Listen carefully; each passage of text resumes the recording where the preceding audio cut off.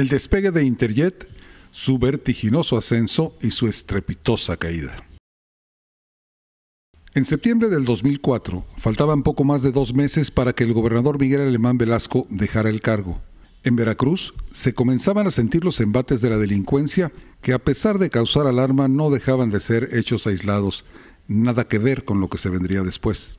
El gobernador se iría dejando una deuda de casi 4,000 millones de pesos, que era una molestia para los veracruzanos porque no se veía dónde estaba esa inversión y, sobre todo, porque su antecesor, Patricio Chirinos, había dejado en ceros tanto la deuda externa como la interna, e incluso dejó en caja un remanente de más de 4,000 millones de pesos para que su sucesor, el propio Alemán Velasco, no pasara sustos ni sofocones.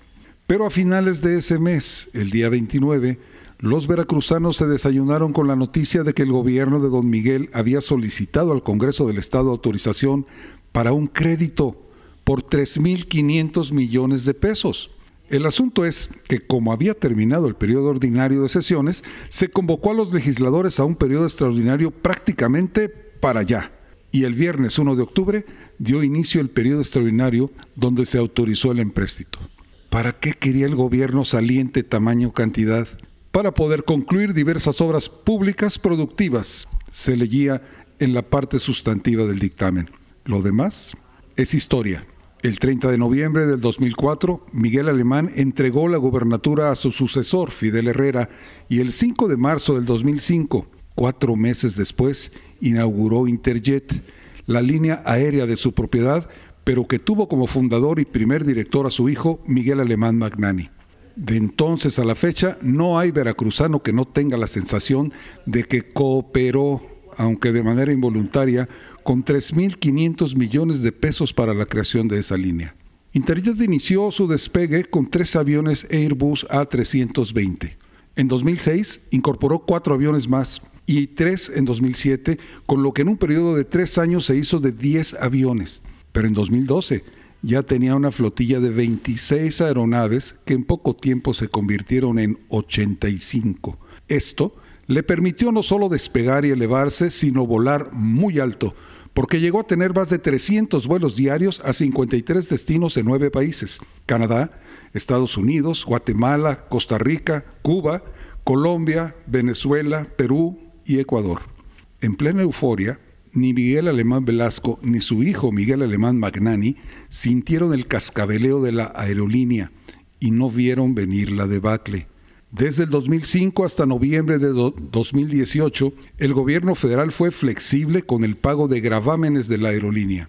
De acuerdo con el actual gobierno, Vicente Fox, Felipe Calderón y Enrique Peña Nieto les condonaron cientos de millones de pesos de impuestos.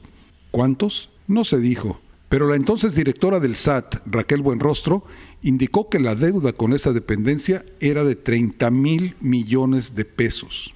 En 2019, Miguel Alemán Velasco fue nombrado por el presidente López Obrador su asesor financiero, pero así tampoco le perdonó la deuda, aunque le aconsejó que hablara con la señora Buenrostro.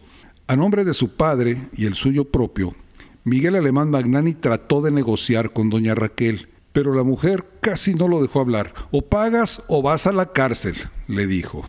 Y Miguel Alemán voló a París, amparado en su doble nacionalidad.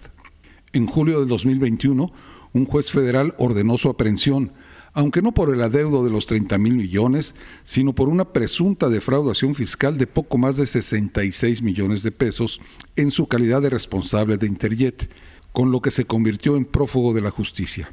A este problema de suyo grave se agregó otro más grave aún: la adquisición de 22 aviones Sukhoi Superjet 100 de fabricación rusa que nadie quería comprar porque carecían de refacciones. Y quienes supieron de la negociación señalan a Miguel Alemán Magnani como el directamente responsable. Según un experto en aeronáutica civil, los aviones fueron ofrecidos a un precio más bajo que el precio de mercado, y Alemán Magnani creyó que había hecho el negocio de su vida. El experto agregó que para negociar esa multimillonaria compra debió de llevar peritos que lo asesoraran y preguntaran lo básico, como ¿quién surtiría de refacciones a los aviones? Pero es evidente que no los llevó. El mismo año de la compra, el 2017, 2 aviones entraron a los hangares para labores de mantenimiento y ya no volvieron a despegar porque no había refacciones. Lo que se hizo fue canibalizarlos, esto es, fueron desmantelados paulatinamente para que sus refacciones sirvieran a otras aeronaves, pero meses después, más de la mitad estaban en tierra. Y la puntilla fue el COVID. En 2021 aterrizó el último avión de Interjet y ya no despegó. A los requerimientos del SAT se sumaron denuncias por la cancelación de vuelos y una huelga de trabajadores pilotos, sobrecargos, personal de tierra que exigían el pago de sus salarios.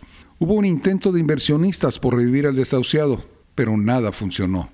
Lo único que le faltaba a Interjet es que alguien le extendiera el certificado de defunción.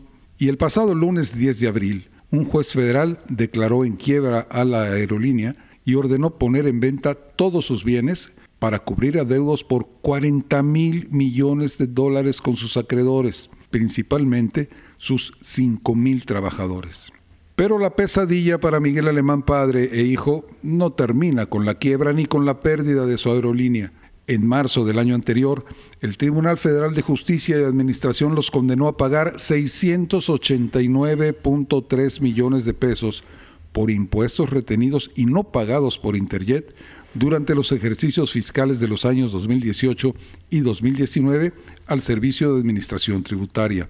Es importante apuntar que ambos personajes son hijo y nieto del expresidente Miguel Alemán Valdés, que, y hay constancia de ello, llegó millonario a la presidencia de la República y salió convertido en uno de los hombres más ricos del mundo. Empresario visionario antes de ser presidente, logró amasar una inmensa fortuna en bienes raíces. Fortuna que heredó a su hijo y a su nieto, pero que en 15 años que duró volando Interjet se esfumó, quizá para siempre.